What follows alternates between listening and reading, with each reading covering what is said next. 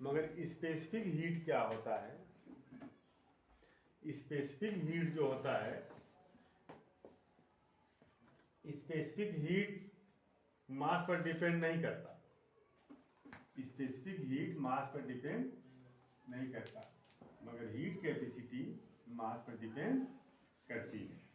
तो specific heat क्या होता है उधर बताओ? नहीं बताओगे?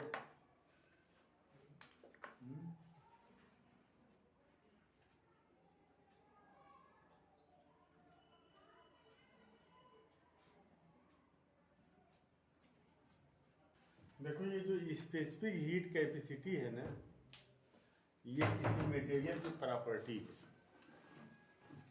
किसी मटेरियल की प्रॉपर्टी है। हीट कैपेसिटी किसी मटेरियल की प्रॉपर्टी नहीं है। ये दोनों सेम मटेरियल हैं, ये भी आयरन का, ये भी आयरन का। इसकी हीट कैपेसिटी अलग है, इसकी हीट कैपेसिटी अलग है, जबकि दोनों सेम है। ठीक ना? मगर स्पेसिफिक हीट कैपेसिटी जो होती है वो सेम मटेरियल की सेम होती है, सेम मटेरियल की सेम होती है। आयरन चाहे आप 10 किलो ले लीजिए, चाहे 2 ग्राम ले लीजिए, स्पेसिफिक हीट दोनों की बराबर होगी। वो आयरन की प्रॉपर्टी हो जाएगी। आपसे अगर हम कहेंगे कि एक मटेरियल है जिसकी हीट कैपेसिटी इतनी दी हुई है, तो आप फौरन उसका नाम बता दोगे, ये आयरन का है। उसकी हीट कैपेसिटी फिक्स होती है, क्योंकि हीट कैपेसिटी मास पर डिपेंड नहीं करता है। हीट कैपेसिटी मास पर डिपेंड नहीं करता है। 1 किलो मास, यूनिट मास, 1 किलो मास में यूनिट मास का टेम्परेचर यूनिट डिग्री राइज करने में जितना हीट वो एब्जॉर्ब करेगा, वही इसकी स्पेसिफिक हीट कहलाएगी, वही स्पेसिफिक हीट कहलाएगी। बात समझ में? तो अब मान लो मास, अगर मान लो है m, ये दिया हुआ है, इसका मास कितना है m। आपने इसको हीट दिया है डेल्टा T, कितना हीट दिया है? ये टेम्परेचर कितना आपने इंक्रीज किया, ये टेम्परेचर है, और कितना आपने इसको हीट दिया,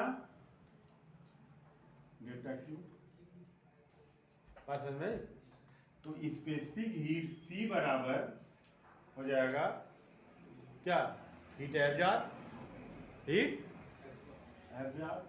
तो हीट इतने एब्जॉर्ब किया डेल्टा Q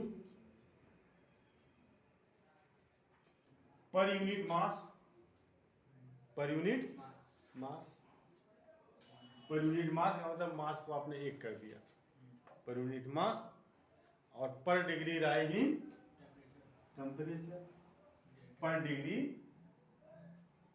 है ना?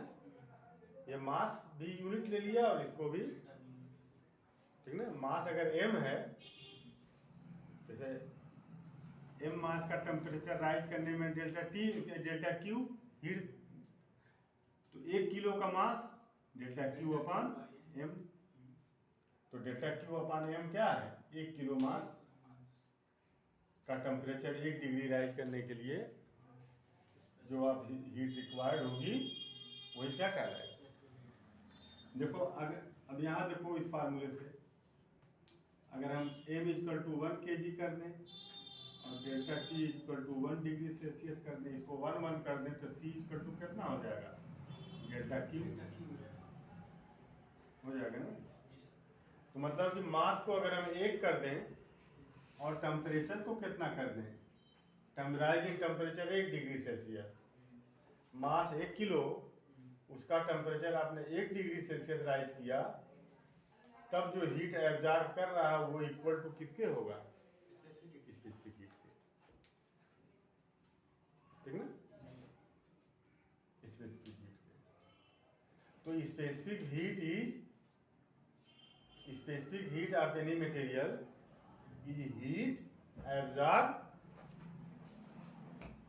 by unit mass of that material per degree rise in temperature। पर डिग्री राइज इन टेम्परेचर। तो m से जब आपने डिवाइड कर दिया ना, तो ये यूनिट मास द्वारा एब्जॉर्ब किया गया हीट एनर्जी आ गई। और डेल्टा टी से जब आपने डिवाइड कर दिया, ठीक ना, तो 1 डिग्री टेम्परेचर राइज करने में एब्जॉर्ब किया गया हीट। तो ये स्पेसिफिक हीट में specific heat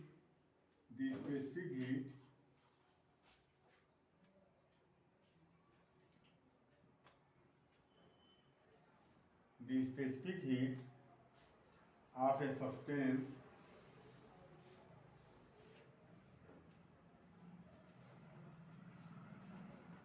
the specific heat of a substance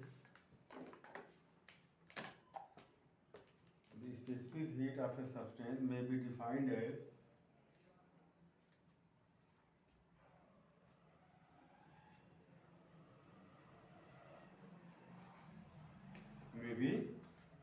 as the amount of heat required, ठीक ना, the amount of heat required।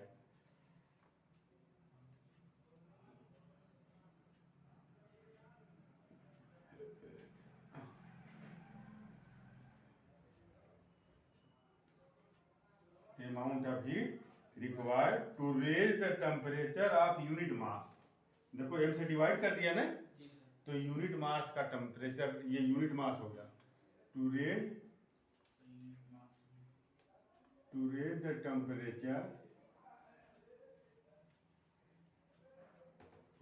Temperature of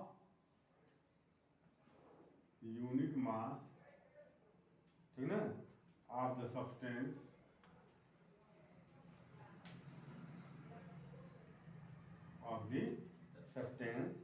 through 1 degree. कितना रेंज करना है?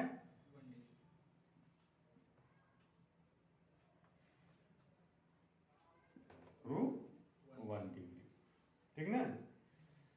तो अब ये जो, ठीक ना, बात समझ में?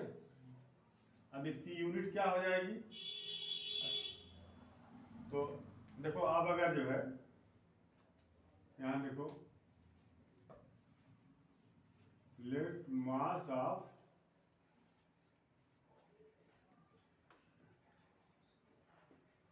देखो मास अगर जो है m है, मास कितना है? m kg, और इसको टेम्परेचर आपने, और इसको हीट एनर्जी आपने कितना दिया है? m kg इसका मास है। हीट आपने कितना दिया है? Delta Q. हीट एनर्जी आपने दिया है डेल्टा क्यू जूल, और टेम्परेचर इसका राइज हो गया कितना? Delta T. Delta T degree temperature इसका राइज हो गया। क्यू जूल हीट दिए, मास इसका m है, डेल्टा टी डिग्री राइज हो गया। तो स्पेसिफिक हीट ऑफ बॉडी या material,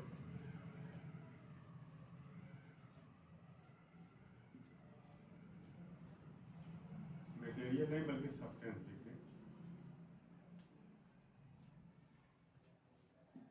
specific heat of substance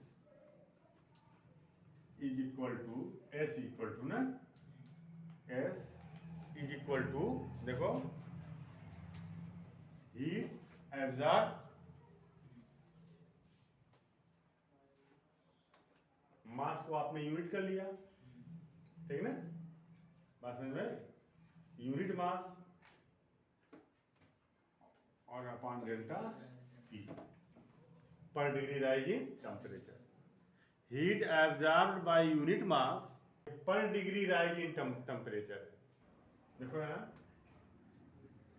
amount of heat